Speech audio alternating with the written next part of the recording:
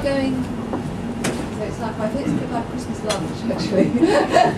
And the next course is the one you really come for. We're now going, we've got a very distinguished panel, and I'm very grateful to all of them. And they're going to introduce initial views about Burma, what the way forward is, and then we'll go to the audience. The first person is Derek Tonkin. He was our ambassador in Thailand and Vietnam. That's very nice. Gave you Burma as well. But he's also he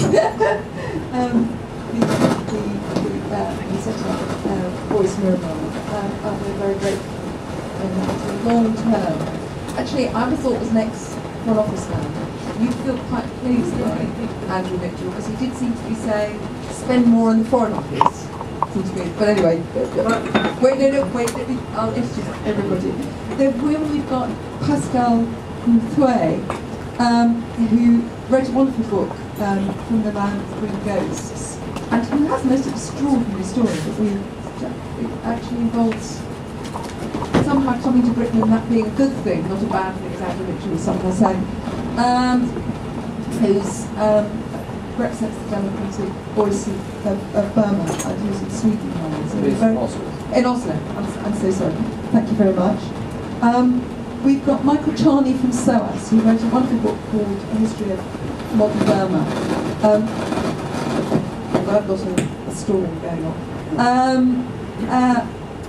Which is one of those things that academics do, which give you a background history. So we're very, very grateful because Burma is somewhere whose history we also need to understand. And we've got Soin Fan from Burmese World Service, which, despite Andrew Mitchell apparently is about to be cut, but we're very, very pleased to have somebody from the Burmese section of the World Service. The World Service is indeed, I feel, something that all the group Burmese does amazing work all over. But I think has a particularly interesting role in Burma. And I'd like to start with Derek, if you'd just like to. Thank you very much. Ladies and gentlemen, I don't... Shall I use that thing or not? No, if you can all hear me, that's fine. I'm being told I have to use...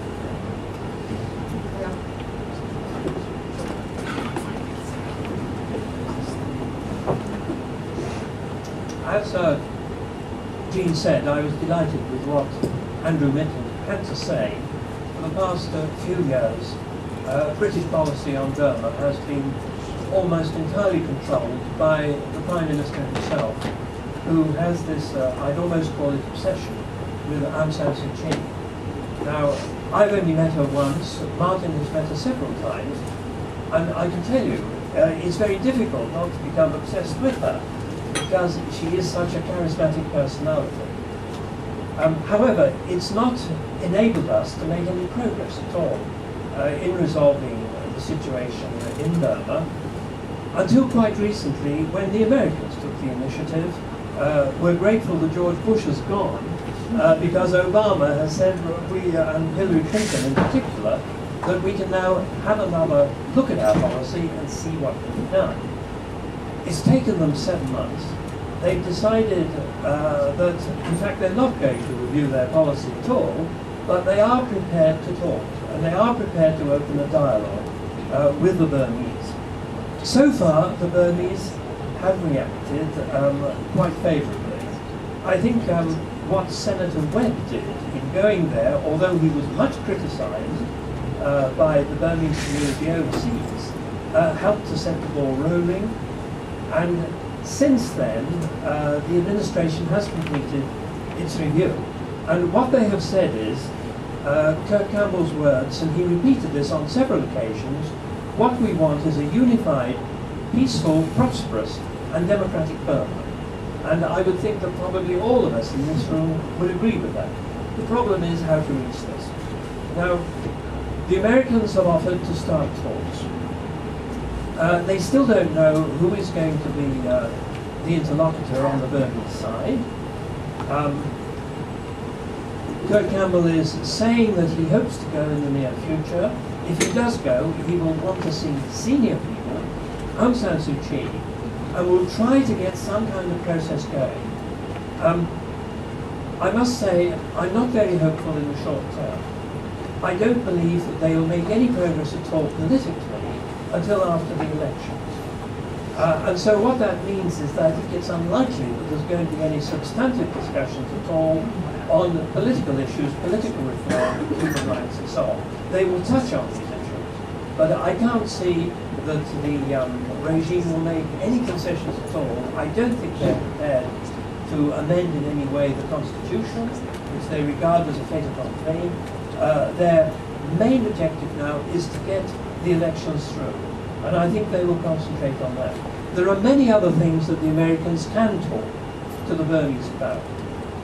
There are problems of narcotics, there are problems of piracy, cross-border refugees, HIV/AIDS, accounting for American airmen who were lost.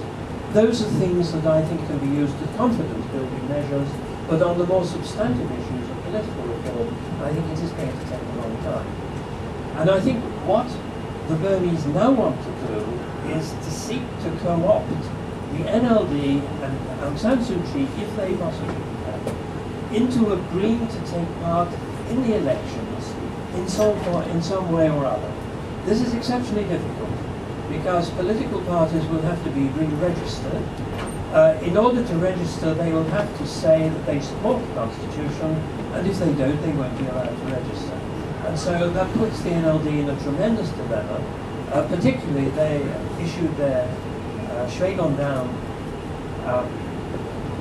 declaration at the end of April, in which they set out essential priorities: release of all political prisoners, secondly, amendment of the Constitution.